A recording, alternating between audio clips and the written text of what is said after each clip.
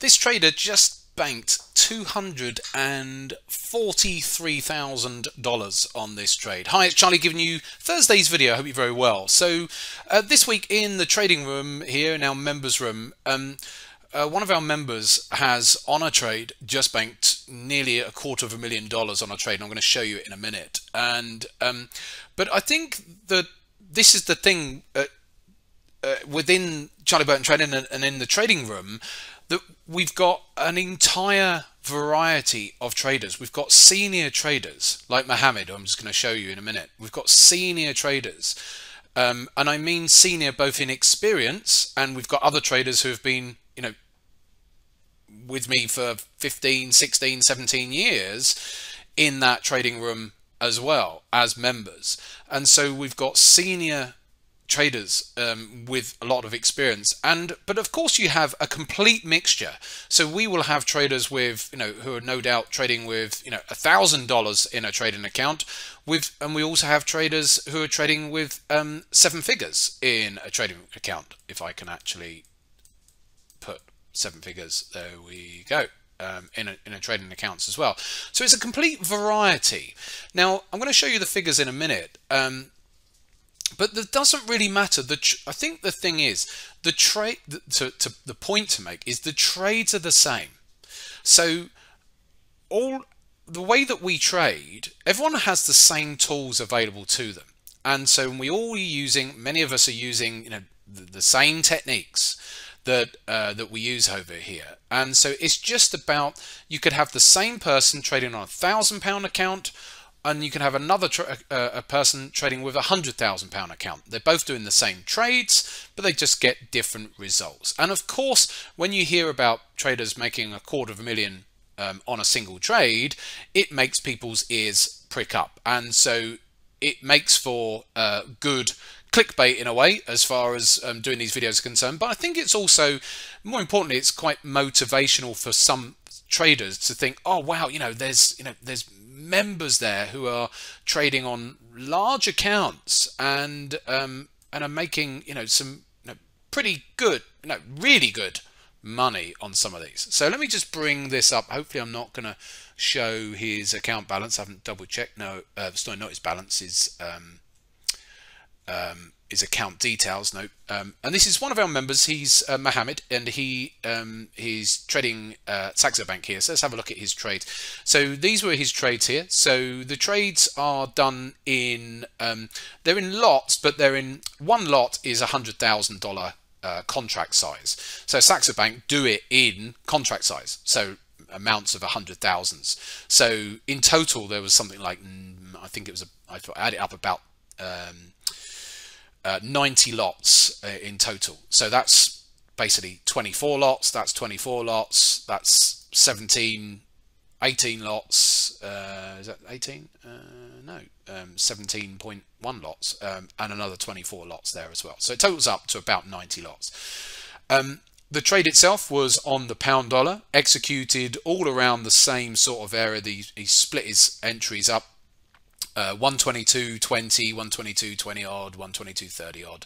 So his overall net was around about 122, whatever the level was, 25 or whatever. And his exits were here at 125. And so we'll go back and have a look at the charts in a moment. So he made about 250 pips, bit over 270 pips, let's call it. Okay, so he made about 270 pips on a trade. And this is what I'm saying, a 270 pip trade is a great trade, is a lovely trade. Obviously it's relative to the risk. His risk actually was about I think about 30 pips roughly. His risk was about 30 pips. I did see his trade when he was still in it. This is closed, so it doesn't show the stop loss now, but his stops were about 30 pips or so away. So the risk to reward on average across his entries was about 1 to 7. I think something like that as well. So really nice risk reward, a 1-to-7 risk reward ratio trade. Someone will correct me on this, but I think it was roughly about 1-to-7 overall. I remember when he showed the figures. So a 1-to-7 risk reward ratio trade. So that's what this is the important. This is the I say the important figure here, because what's the risk to reward, and the size of account, it's all relative, isn't it? It's relative to the size of the account. And there's the P&L there. So his total P&L across all the positions was $243,000 odd dollars. So a very, very nice trade there. But I think from a training perspective is to say, what can we take from this? What can we learn from this? Well, one thing is that what I spoke to him about is that his exit, he had an exit order at 125. So, and he had his reasons for having it at 125. I think that, and he got filled. The market on that day, this was yesterday, I think it was, it literally, I'm going to show you in a minute, it went to 125.01 and then fell back. So the one thing that I said is really, I would have, if I'm trading around a round number, I would normally put my order, my take profit at, let's say, 124.98. So that would be one thing that I would take from it. But the main thing anyway is the risk to reward. So it's a great risk to reward. It's aggressive with the stop there at 30 pips, and but he's an aggressive trader. So he doesn't mind having stop outs. So he does not mind having plenty of stop outs to get those big risk rewards when they come through as well. So a really nice overall great risk reward ratio trade, and of course the headline figure is the P&L there. So let's actually go and have a look and see what this actually was.